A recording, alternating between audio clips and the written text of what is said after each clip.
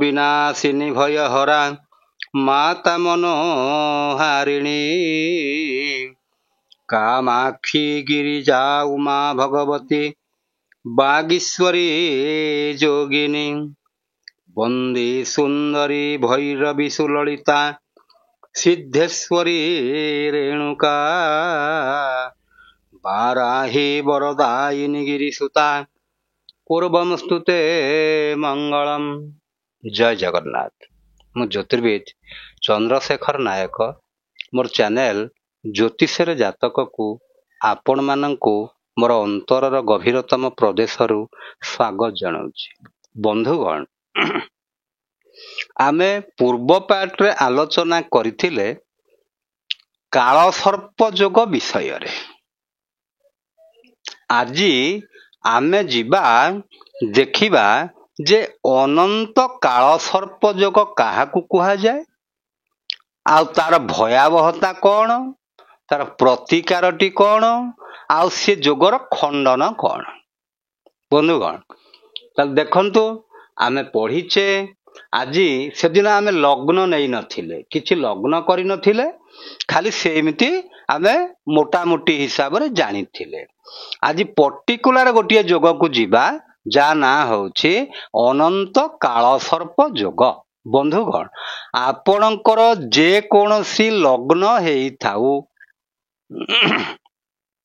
ମନେକର ଆପଣଙ୍କର ହେଲା କର୍କଟ ଲଗ୍ନ, ଲଗ୍ନରେ ଅଛନ୍ତି ରାହୁ ଆଉ ଏପଟେ ଅଛନ୍ତି କେତୁ। ତାହେଲେ ଏଇଟା ହେଲା କେତେ? 2 ନମ୍ବର ଘର, ଏଇଟା 3 ନମ୍ବର, ଏଇଟା 4 ନମ୍ବର, ଏଇଟା 5, 6, 7, 8, 9, 10, 11 ଆଉ 12। ତାହେଲେ ସବୁ ଗ୍ରହ ଗୁଡ଼ିକ ମନେକର ଦେଖନ୍ତୁ, ଏଠି ଅଛନ୍ତି ବୁଧ ଶୁକ୍ର, ଆଚ୍ଛା ଏଠି ଅଛନ୍ତି ବୃହସ୍ପତି, ଏଠି ଅଛନ୍ତି ରବି, ଏଠି ଅଛନ୍ତି ଶୁକ୍ର ମଙ୍ଗଳ, ଆଉ ଏଠି ଅଛନ୍ତି ଚନ୍ଦ୍ର,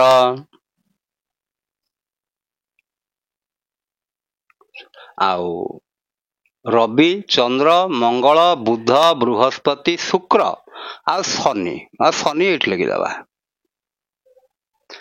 ତାହେଲେ ଦେଖନ୍ତୁ, ଇଏ ଗୋଟିଏ କାଳସର୍ପ ଯୋଗ ହେଇଗଲା। ତାହେଲେ କାଳସର୍ପ ଯୋଗ ହେଲା ଯେ ୟା ନାଁଟା କଣ? ଆମର ସୂତ୍ର କଣ କହିଛନ୍ତି ନା, ଯଦି ଲଗ୍ନରେ ଥାଆନ୍ତି କେତୁ, ସପ୍ତମରେ ଲଗ୍ନରେ ଥାଆନ୍ତି ରାହୁ, ସପ୍ତମରେ ଥାଆନ୍ତି କେତୁ, ତାକୁ ଆମେ କହିବା ଅନନ୍ତ କାଳସର୍ପ ଯୋଗ। ଏଇ ଗୋଟିକ ଅନନ୍ତ କାଳସର୍ପ ଯୋଗ। ବନ୍ଧୁଗଣ, ମୁଁ ତ କାଳସର୍ପ ଯୋଗ ବିଷୟରେ ସେଦିନ ବହୁତ କଥା କହିଛି, ଆପଣମାନେ ତାକୁ ଜାଣି ସାରିଲେଣି। ଏବେ ଦେଖନ୍ତୁ, ଯଦି ଅନନ୍ତ କାଳସର୍ପ ଯୋଗଟିଏ ଆପଣଙ୍କ ଜାତକରେ ହେଇଥାଏ, ତାହେଲେ ଆପଣଙ୍କ ଅସୁବିଧାଟି କଣ? କାଳସର୍ପ ଯୋଗ ଯଦି ହେଇଛନ୍ତି ଏଇଭଳି, ତାହେଲେ କଣ ହବ ନା, ଦେଖନ୍ତୁ ଗୋଟେ କଥା ହଉଛି କଣ ନା, ରାହୁଙ୍କର ଆପଣମାନେ ଜାଣିଛନ୍ତି 3ଟି ଦୃଷ୍ଟି ଅଛି। ପ୍ରଥମ, ତାପରେ ପଞ୍ଚମ, ସପ୍ତମ, ନବମ। ରାହୁ ଯଦି 1ରେ ଥାଆନ୍ତି, ତାହେଲେ ସେ 5 ନମ୍ବର, 7 ନମ୍ବର ଆଉ 9 ନମ୍ବର ଘରଟିକୁ ସେ ଦେଖନ୍ତି। ଠିକ ଅଛି। ତାହେଲେ ରାହୁ ଦେଖନ୍ତୁ 5 ନମ୍ବର ଘର ମାନେ ଏଇ ଘରଟିକି ଦେଖିଲେ, 7 ନମ୍ବର ଘର ମାନେ ଏଇ ଘରଟିକି ଦେଖିଲେ, ଆଉ 9 ନମ୍ବର ଅର୍ଥାତ ଏଇ ଘରଟିକୁ ଦେଖିଲେ। ଠିକ ଅଛି। ଆଉ ତାହେଲେ ରାହୁ ରହିଲେ କୋଉଠି ନା 1 ନମ୍ବର ଘରେ, ସେଥିପାଇଁ 1ଟିଏ ଲେଖିଥିଲି। ରାହୁ ରହିଛନ୍ତି 1 ନମ୍ବର ଘରେ, ଦୃଷ୍ଟି ଦେଇଛନ୍ତି 5 ନମ୍ବର ଘରକୁ, 7 ନମ୍ବର ଘରକୁ ଆଉ 9 ନମ୍ବର ଘରକୁ। ତାହେଲେ ଯଦି ଏଇ ଘର ଗୁଡ଼ିକୁ ସେ ଦୃଷ୍ଟି ଦେଇଥାନ୍ତି କାଳସର୍ପ ଯୋଗରେ ଥାଇ କରି। ସାଧା ଦୃଷ୍ଟି ଦେବା ସେ ଅଲଗା କଥା, କାଳସର୍ପ ଯୋଗରେ ରହିକି ଯଦି ଦୃଷ୍ଟିଟି ଦଉଛନ୍ତି ତାହେଲେ ଆପଣଙ୍କର ଅସୁବିଧାଟି କଣ ହବ ସେଇଟା ଆଗ ବୁଝନ୍ତୁ। ରାହୁ ଯେତେବେଳେ ଲଗ୍ନରେ ରହିଥାନ୍ତି, ଲଗ୍ନ ଅର୍ଥ କଣ? ଲଗ୍ନର ଅର୍ଥ ହଉଛି ଆପଣ ନିଜେ ଲଗ୍ନର ଅର୍ଥ ହେଲା ଆପଣ ନିଜେ। ତାହେଲେ ଆପଣଙ୍କର ବ୍ୟକ୍ତିତ୍ୱରେ ସେ ବାଧା ସୃଷ୍ଟି କରିବେ। ଆପଣ ଯୋଉ ଲେବୁଲର ଲୋକ ଜଣେ, ଆପଣ ଯେତିକି ରେସ୍ପନ୍ସ ପାଇବା କଥା ଆପଣ ସେତିକି ପାଇବେ ନାହିଁ, ଆଉ ଆପଣଙ୍କର ମନଟି ସ୍ଥିର କରିବେ ନାହିଁ। ସେ ସବୁବେଳେ ଆପଣଙ୍କୁ ତାମାନେ ମନଟା ସବୁବେଳେ ଦୌଡୁଥିବ ଆପଣଙ୍କର। ଆପଣଙ୍କୁ ପୂର୍ଣ୍ଣ ମାତ୍ରାରେ ସେ କଣ କରିବେ, ଆପଣ ଯେତିକି ଜିନିଷ ପାଇବା ପାଇଁ ଡିଜର୍ଭ କରନ୍ତି ଆପଣଙ୍କୁ ସେତିକି ଜିନିଷ ସେ ଦେବେ ନାହିଁ। ଇଏ ହେଲା ପ୍ରଥମ କଥାଟିଏ। ତାପରେ ସେ ଯେହେତୁ 5 ନମ୍ବର ଘରଟିକୁ ଦେଖୁଛନ୍ତି, 5 ନମ୍ବର ଘରଟି କଣ? ଆପଣଙ୍କର ଲଭ ଆଉ ରୋମାନ୍ସର ଘର, ଆଉ ଉଚ୍ଚ ଶିକ୍ଷାର ଘର, ସନ୍ତାନର ଘର। ତେଣୁ ରାହୁ ଯଦି କାଳସର୍ପ ଯୋଗ ଭିତରେ ରହି 5 ନମ୍ବର ଘରଟିକୁ ଦେଖୁଛନ୍ତି, 1ରେ ଆପଣଙ୍କର ସନ୍ତାନ ବିଳମ୍ବ କରିବେ, 2ରେ ଆପଣଙ୍କର କଣ କରିବେ, ଉଚ୍ଚ ଶିକ୍ଷାରେ ବାଧା ପ୍ରାପ୍ତ କରେଇବେ। ଆଉ ଇନୋଭେଟିଭ ଯୋଉ ଆଇଡିଆ, 5 ନମ୍ବର ଘରଟି ଇନୋଭେଟିଭ ଆଇଡିଆର ଘର ମଧ୍ୟ, ସେଥିରେ ମଧ୍ୟ ଆପଣଙ୍କୁ କଣ କରିବେ, ଇନୋଭେଟିଭ ଆଇଡିଆ ଦେବେ ଯେ ସବୁ ନେଗେଟିଭ ବୁଦ୍ଧି ଗୁଡ଼ିକ ଦେଇଦେବେ, ପଜିଟିଭ ବୁଦ୍ଧି ବେଶୀ ଦେବେ ନାହିଁ। ଆଉ ଦାମ୍ପତ୍ୟ ଜୀବନରେ ମଧ୍ୟ ଆପଣଙ୍କର ସ୍ୱାମୀ ସ୍ତ୍ରୀ ଭିତରେ ମଧ୍ୟ ମନମାଳିନ୍ୟଟି କରେଇବେ। ଇଏ ହେଲା 5 ନମ୍ବର ଘର କଥାଟିଏ। 7 ନମ୍ବର ଘର ସେଇ ସମାନ କଥା, ପତି ପତ୍ନୀଙ୍କ ମଧ୍ୟରେ ସୁସମ୍ପର୍କ ରହିବ ନାହିଁ, ସେ ବାଧା ସୃଷ୍ଟି କରେଇବେ। କେତୁ 7ମ ଘରେ ରହିଥିବା ହେତୁ ସେ ସନ୍ଦେହ ସୃଷ୍ଟି କରେଇବେ। ତେଣୁ ବନ୍ଧୁଗଣ ଦେଖନ୍ତୁ, ତାହେଲେ 7ମ ଘରଟିକୁ ଦେଖିଲେ ଯେତେ ପ୍ରକାର ପାର୍ଟନରସିପ ଅଛି ସେ ଲାଇନଟାକୁ ଖରାପ କରିଦେବେ। ତା ମାନେ ଆପଣଙ୍କର ଲାଇଫ ପାର୍ଟନର ଅର୍ଥାତ ଆପଣଙ୍କର ସ୍ୱାମୀ ବା ସ୍ତ୍ରୀ, ଆପଣଙ୍କର ବିଜନେସ ପାର୍ଟନର, ଯେତେ ପ୍ରକାର ପାର୍ଟନରସିପ ଧନ୍ଦା ଅଛି ସେଗୁଡ଼ିକରେ ଡିଷ୍ଟର୍ବ କରେଇଦେବେ। ଆଉ 9 ନମ୍ବର ଘରଟି ହେଉଛି ଆପଣଙ୍କର କଣ ନା ଭାଗ୍ୟର ଘରଟି ଆପଣଙ୍କର। ତେଣୁ ଭାଗ୍ୟର ଘର ହେଲେ କଣ ହବ ନା ସେଟା ହେଉଛି ଭାଗ୍ୟର ଘର, ଆପଣଙ୍କର ପିତାଙ୍କର ଘର, ଆପଣଙ୍କର ଧର୍ମର ଘର। ତେଣୁ ସେଇ ଆପଣଙ୍କୁ ଧାର୍ମିକ କରେଇବେ ନାହିଁ, ଆପଣ ଭଗବାନଙ୍କୁ ବିଶ୍ୱାସ ଆସିବ ନାହିଁ, ଆପଣ ଈଶ୍ୱର ବିଶ୍ୱାସୀ ହେବେ ନାହିଁ।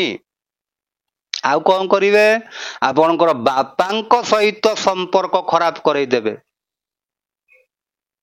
ତାହେଲେ ଆଉ ଭାଗ୍ୟ ଆପଣଙ୍କୁ କମ ସାଥ ଦବ। ତେଣୁ ବନ୍ଧୁଗଣ ଦେଖନ୍ତୁ କେତେ କଥା ଗୁଡ଼ିଆ ଭିତରେ ଅଛି।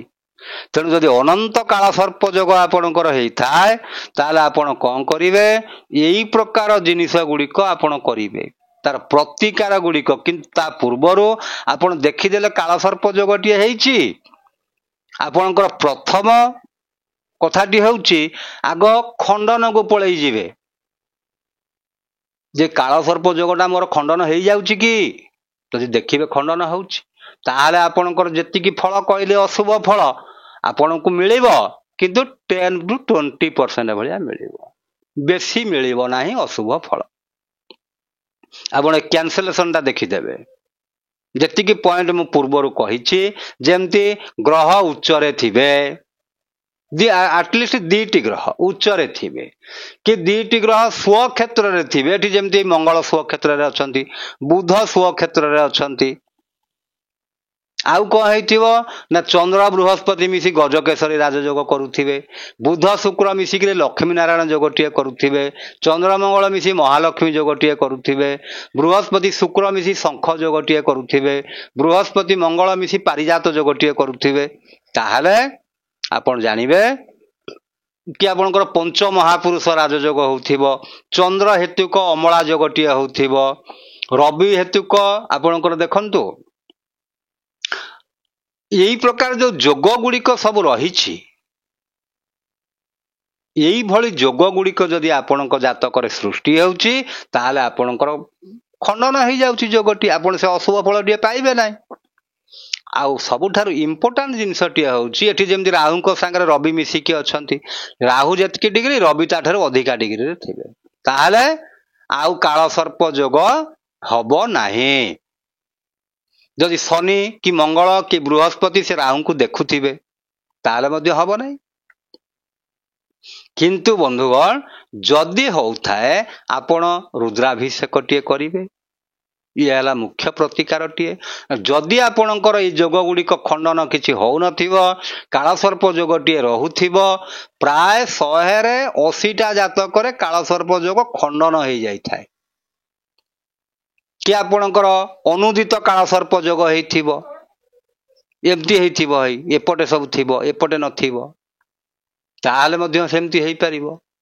किंतु बंधुगण जो प्रतिकार गुड़िक मु आपनको कहिछि से प्रतिकार गुड़िक आपण करिवे, प्रतिकार करिदेले आपण संपूर्ण भाव रे कालसर्प जोगरु आपण मुक्ति पाइजिवे। आ जदि कालसर्प जोगटिए थाए बंधुगण मन रखंतु व्यक्तिर व्यक्तित्व उपरे आंच आसे, से जो कार्यटे करिवा पई 1 मार्क 2 मार्क रे से कटि जानती परीक्षा देथिले, तांको ठारू कमजोरी छुआ जो माने पाठ पढुथिले तांको संगे सी तांको उपरको पळांती।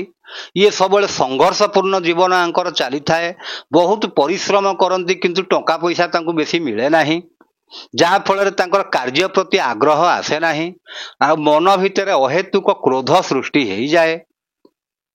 तेणु यही प्रकार जो असुविधाटी हुए से असुविधारू आपण मुक्ति पाइबा पई हेले आपणको कौन करने को हम ना से जो प्रतिकार गुड़िक कही से प्रतिकार गुड़िक जदि आपण करेंगे ताहले आपण निश्चित भाव रे भलरे रही पारिबे। हाँ बंधुगण मु भावुची आपण माने आको बुझी सारले, जदि आपण माने बुझी थिबे आपण मानकु भल लागि थाए लाइक करिवे, शेयर करिवे, सब्सक्राइब करिवे। हाँ एतिक रे रहिली बंधुगण, जय जगन्नाथ।